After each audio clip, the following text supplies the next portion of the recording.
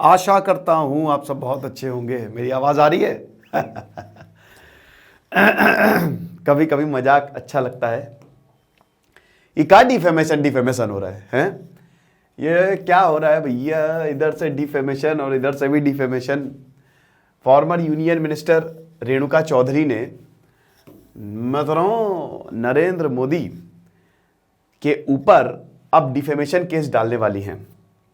आपको याद होगा 2018 में 2018 में, ये कलर यार हरे के ऊपर अच्छा नहीं लगता, ये इसको हटा देते हैं ना, पीला अच्छा लगता है। वैसे आपको बता दो, पीला एक बहुत अच्छा कलर होता है ना। हिंदू शास्त्रों में पीला और नीला ये दो बहुत अच्छे कलर होते हैं, सबसे शुभ सबसे बढ़िया माने जाते हैं। किसी दिन बात करेंगे इसकी भी। तो 2018 में जब पार्लियामेंट में बहस चल रही थी तो नरेंद्र मोदी ने ये बोला था, जब नरेंद्र मोदी इधर से आरोप प्रत्यारोप लगाई जा रही थी कांग्रेस, और फिर नरेंद्र मोदी ने जवाब दिया था। भाई उस समय मीम्स बहुत चली थी कि भैया नरेंद्र मोदी का ट्रोलिंग लेवल एपिक है, ठीक है, लेकिन क्या ऐसा बोल दिया था। तो इधर नरेंद्र मोदी बोल रहे थे और इधर रेणुका चौधरी बहुत हंस रही थी, हा हा हा हा ऐसे, ठीक है। वो क्लिप अवेलेबल है। तो नरेंद्र मोदी ने ये बोल दिया कि रामायण के बाद ऐसी हंसी सालों बाद सुनी है, यानी कि उनको शूर्पणखा से कंपेयर कर दिया। अब उसमें बहुत बवाल हुआ। फिर बोला कि उस समय भी यही कहा था कि माफी मांगो, ऐसे कैसे बोल दिया, महिलाओं की बेइज्जती कर दी आपने। तो काफी ज्यादा बवाल हुआ था। अब अभी बवाल और हो गया है। भैया राहुल गांधी को यहां पे कॉन्विक्ट कर दिया है और राहुल गांधी को हो गई है 2 साल की जेल। ये बहुत बड़ा डिफेमेशन केस, मानहानि दावा अभी तक सब हल्के में लेते थे। तो यहां पे रेणुका चौधरी बोल रही थी, काम करते हैं कि अब मैं डिफेमेशन केस डालती हूं और अब मैं देखती हूं कि जो फास्ट कोर्ट्स हैं, ये जो इतनी जल्दी कोर्ट्स दे देते हैं फैसला, अब ये कैसे एक्ट करते हैं। तो ये बड़ा दिलचस्प रहेगा। लेकिन एक और चीज बहुत ही दिलचस्प है। देखिए हमारा जो एनसीईआरटी ज्योग्राफी का कोर्स है, ये एक्चुअली पिछला लेक्चर था, रवि सर ने बनाया था, वो लॉन्च हो गया है। तो एनसीईआरटी कूपन कोड आपको यूज करना है, आपको 25% ऑफ मिलेगा। मैं कुछ ऐसी टेक्निक्स बताऊंगा, निंजा टेक्निक एनसीईआरटी ज्योग्राफी को याद करके। आप ज्योग्राफी कभी भूलेंगे नहीं, ये मेरा वादा है आपसे। 6ठी से 12वीं तक हम पूरी ज्योग्राफी को अपडेट करेंगे, पॉलिटी अपडेट होगी और हिस्ट्री का भी बैच लॉन्च किया है हमने। आपको पता है इतिहास और ज्योग्राफी इन दोनों का बैच लॉन्च किया। तो ये दोनों कोर्सेज ले लो, कंबाइंड एनसीईआरटी ले लो, आपको मजा आ जाएगी। जो ऑलरेडी कोर्सेज में एनरोल्ड है यूपीएससी और एनसीईआरटी में, उनको लेने की जरूरत नहीं है। तो कल लास्ट डेट है, एनसीईआरटी कूपन कोड यूज करिए, आपको 25% ऑफ मिलेगा।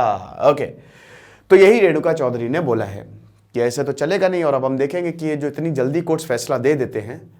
आपको बता दो कि सूरत कोर्ट में फैसला दिया और शायद इनकी वेनाड कॉन्स्टिट्यूएंसी से सस्पेंड भी कर दिया जाए राहुल गांधी को, और अगले 8 साल तक हो सकता है राहुल गांधी इलेक्शन नहीं लड़ पाए। But representation of the people act section 8 third ये कहता है कि 3 महीने का आपको समय है। अगर स्टे लग गया तो आप बिल्कुल इलेक्शन लड़ सकते हैं, आपको डिस्क्वालीफाई नहीं किया जाएगा। डिस्क्वालीफाई बेसिकली 3 ग्राउंड्स पे होता है ना। या तो सबसे पहली बात, तो अगर मान लीजिए कि आप करप्शन में इन्वॉल्व हैं, ठीक है, आप हेट स्पीच दे रहे हैं, ये चीज़ बहुत ज़्यादा, आप बदतमीजियाँ कर रहे हैं, आप क्राइम कर रहे हैं। दूसरे जैसे अभी समाजवादी पार्टी के पिछले साल हुए थे ये आपके आजम खान। और दूसरा होता है आपका डिफेक्शन, एंटी डिफेक्शन लॉ, है ना, 10th शेड्यूल।